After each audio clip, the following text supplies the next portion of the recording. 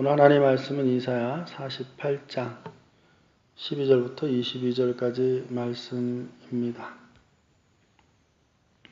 야곱은 이제 하나님이 이스라엘로 계명해 주시죠. 이스라엘아, 들으라 그럽니다. 누구한테 들으냐? 하나님에게 들으라는 것입니다. 내게 들으라 이렇게 말합니다. 그래서 하나님께서 들으라고 오늘 본문에 계속해서 말씀해 주고 있는 모습을 볼 수 있습니다. 12절에도 들으라, 14절에도 들으라, 또 16절에도 들으라 이렇게 말합니다.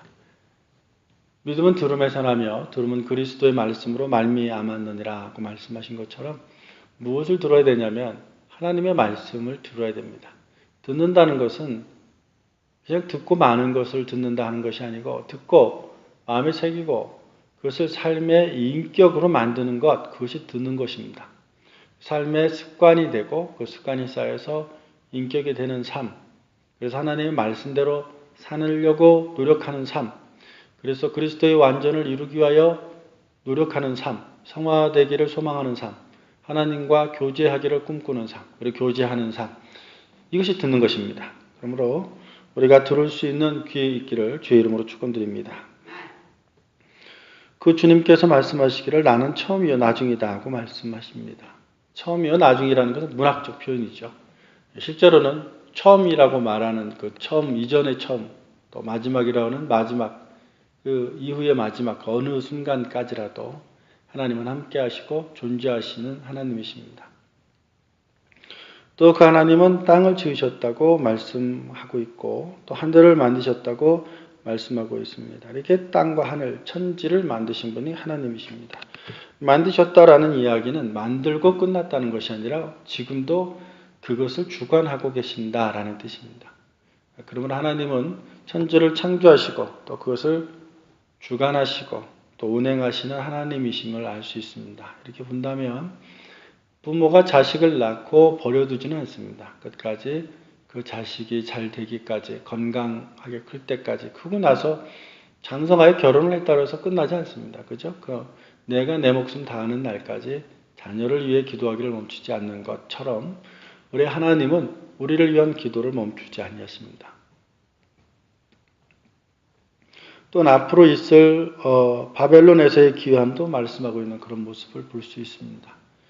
고레스, 페르시아의 왕이죠. 페르시아 왕 고레스에 의해서 바벨론에서 예루살렘으로 귀환시키겠다는 하나님의 약속, 예언, 앞으로 100년 후에 있을 일들에 대해서 이사야 선지자를 통해서 말씀하고 있는 모습들을 보면서 우리가 알 수 있는 것은 하나님은 역사를 주관하시는 분이다라는 것입니다. 과거만이 아니라 지금도 또 앞으로의 미래도 하나님의 구속사 하에 있다, 안에 있다 이런 것을 알 수 있습니다. 그러므로 모든 만물을 창조하시고 또 주관하시고 또 모든 역사를 주관하시는 그 하나님께 우리의 삶을 맡기는 것, 그것보다 정녕 지혜로운 것은 없을 것입니다.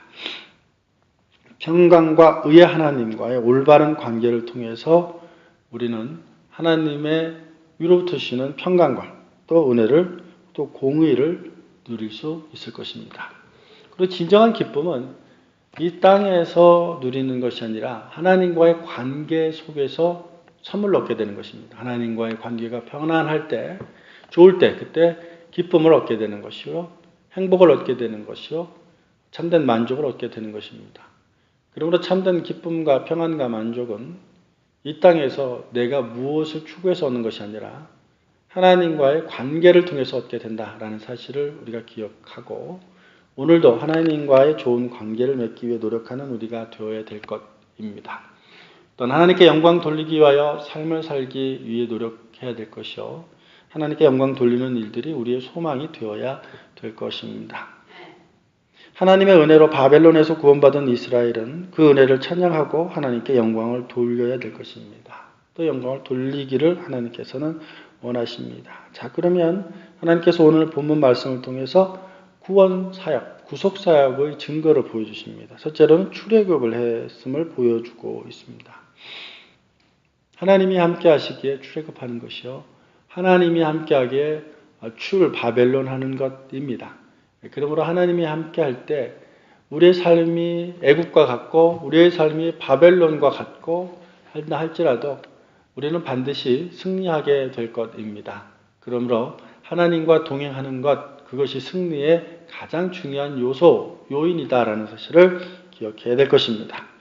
둘째로는 광야에서 공급해 주심을 말씀하고 있습니다. 특별히 물을 공급해 주셨음을, 반석에서 물을 내어 공급해 주셨음을 말씀하고 있습니다. 광야는 땡볕입니다. 광야에서는 물이 없다면 잠시도 견딜 수가 없습니다. 광야에서 가장 생존에 중요한 것이 물이라고 말할 수 있습니다. 인간이 보기에는 절대로 물이 나올 수 없는 것 같은 그런 지역과 환경 속에서도 풍요롭게 하나님은 물을 허락해 주신다라는 것입니다.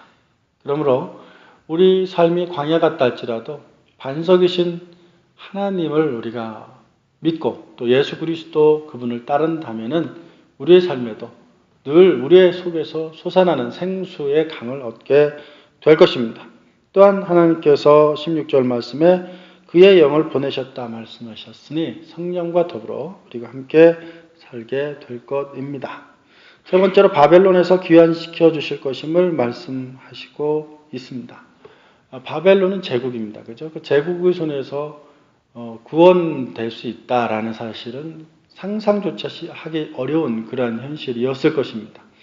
그러나 그런 일들이 이미 100여 년 전에 이미 예언되어 있는 말씀에 따라 또 그렇게 이루어지는 모습들을 볼 때 하나님의 구속사는 인간의 능력을 초월한다는 것입니다. 그러므로 참된 전능하신 하나님, 만군의 하나님은 오직 여호와 아버지 하나님 한 분뿐임을 우리가 다시 한번 기억해야 될 것입니다. 또한 이러한 일들은 마지막으로 메시아를 통한 구원 사역을 통하여 완성하실 것임을 말씀하시고 있습니다. 그래서 그 결과로 여호와의 구속의 은혜를 믿는 자와 믿지 않는 자로 나뉘게 됩니다. 자, 믿는 자들은 어떻게 됩니까? 15절 말씀에 보면 믿는 자는 형통하게 된다고 말하고 있습니다. 또 17절 말씀에 보면은 그의 길을 인도하신다고 말씀하셨고요. 또 18절과 22절 말씀을 통해서 평강과 공의를 경험하게 됨을 말씀하고 있습니다. 19절 말씀을 통해서 자선의 번영을 경험하게 될 것이요. 20절 말씀을 통해서 하나님의 구속을 경험하게 됨을 말하게 됩니다. 그러므로 듣는 자가 되어야 된다. 즉 믿는 자가 되어야 된다고 12절, 14절, 17절에 반복해서 말씀하고 있습니다. 결론으로 보면 하나님은 창조주이십니다. 13절입니다. 하나님은 역사의 주관자이십니다. 14절입니다. 오직 하나님께만 영광을 돌리는 삶을 살아나가야 될 것입니다. 하나님의 말씀에 순종하는 삶을 살아야 될 것입니다. 형통한 자가 될 것입니다. 하나님의 구속의 은혜를 경험하는 삶을 살게 될 것입니다. 20절입니다. 오늘도 하나님의 구속의 은혜를 경험하고 하나님과 함께 교통하며 하나님께 영광 돌리는 삶을 살기 위해 노력하는 여러분들 되시기를 주의 이름으로 축원드립니다. 기도하십니다. 할렐루야. 아버지 하나님, 하나님의 크신 은혜와 은총을 감사를 드립니다. 저희들을 지키시고 보호하시며 주의 크신 은혜와 은총 가운데 함께 하심을 감사를 드립니다.